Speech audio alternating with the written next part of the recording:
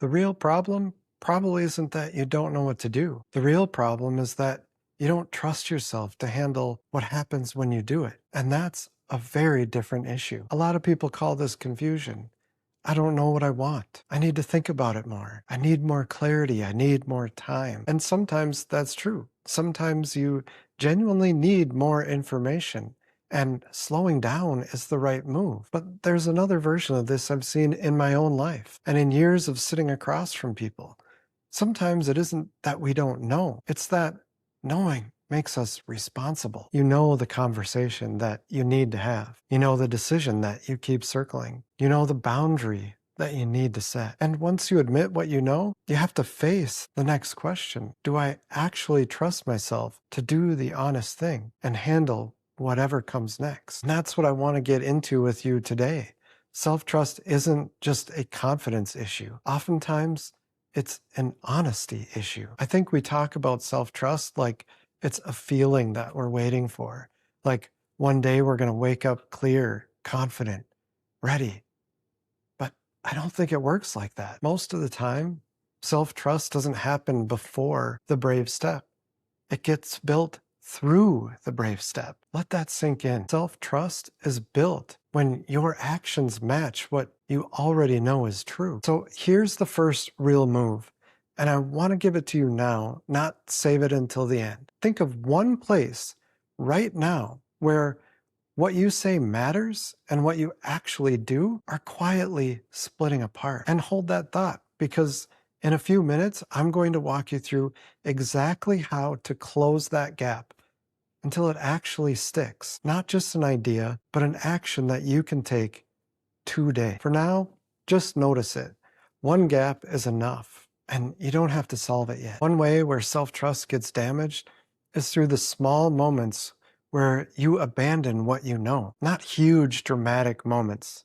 Usually much smaller than that. You say yes when something in you knows you should have said no. You avoid the conversation, but carry the weight of everything that's unsaid. You keep telling yourself that something matters, but your choices keep saying otherwise. After a while, the issue isn't only the thing you have avoided.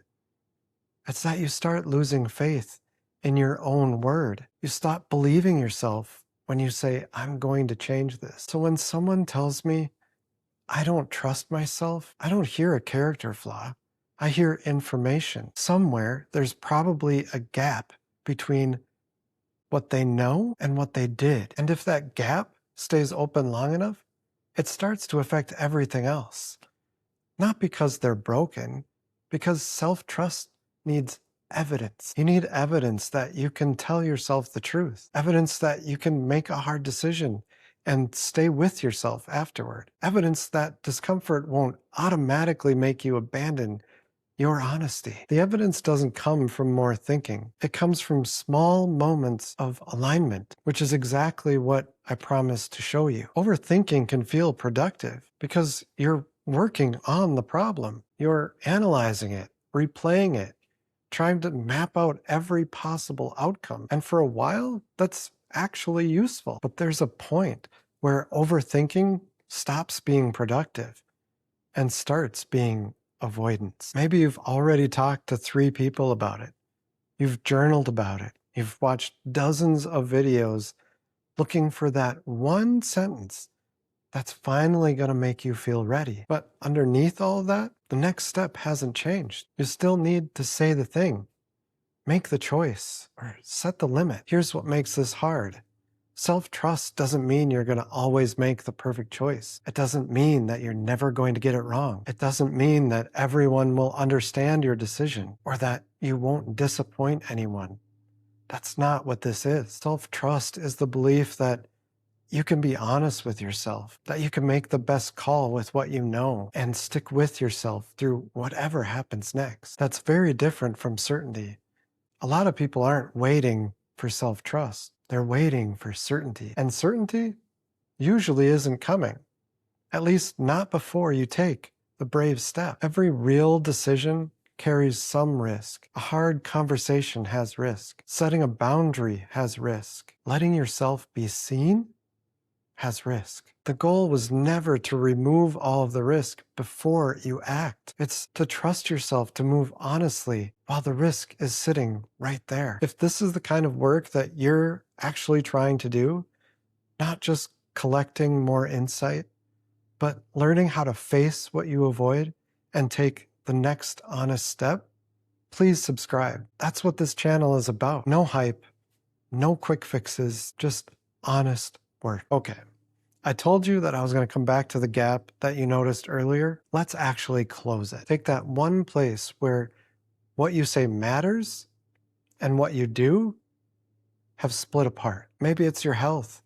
You say it matters, but your habits keep sliding. Maybe it's a relationship and you keep avoiding the one honest conversation that would actually change something. Maybe it's something that you want to build, but you keep hiding from the part that has people actually see it. Whatever one it is for you, the goal isn't to fix your life in one dramatic move, but to close one gap. Self-trust comes back through kept promises, small ones, honest ones you actually follow through on. Let's make this real instead of abstract.